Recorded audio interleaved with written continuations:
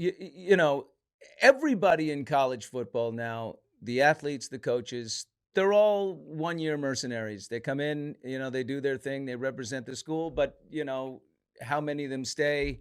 Who knows? Can you articulate for people who may not be so inside as to why it's not good for Coach Kiffin to take the new job and also coach his way through the playoffs? And also, did you make that a no-go from the start with him?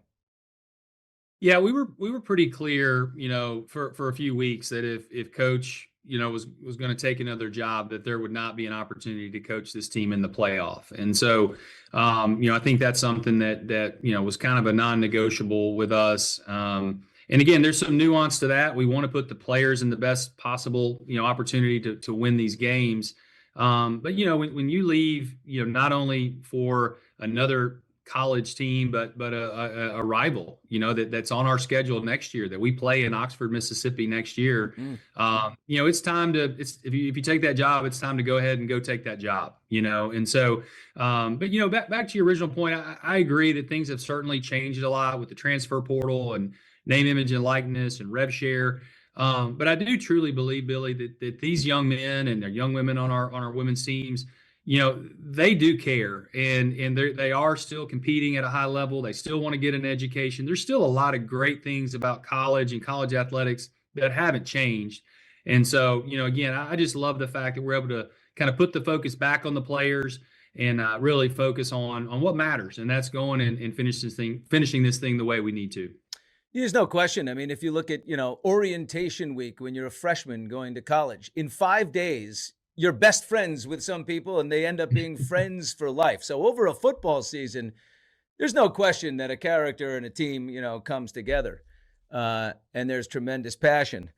But, for Ole Miss fans, I think they understand, right, because of the way the college football landscape is, that a coach could leave before the end of the season, and this can happen.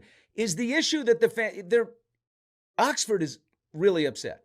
Ole Miss Nation is upset. I can feel it because of the way maybe it went down, and a lot of people thinking there was social media posts and things that kind of led the fans to believe that this was a real relationship, and that there was nostalgia and love for the town, and there was longevity there.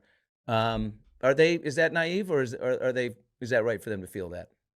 Well, I do think the way the schedule and the calendar is set up now, it does put some of these coaches in tough positions with timing. If they were to, going to take a new job, I just think this one's really unprecedented because we're the sixth ranked team in the country. Like, It's not like he's going from, a doormat to some program that's elevated at a really different level. We look at LSU as a lateral move, and maybe we're even in a better position than they are. Well, right you're in now. a better position this season. They're not in the conversation. Absolutely.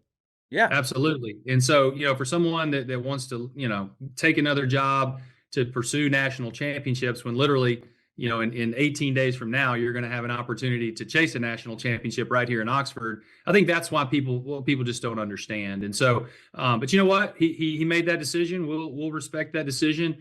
We made some decisions that we feel good about, and certainly feel good about Pete Golding, leading this team and this program moving forward. And we're going to go win a Natty.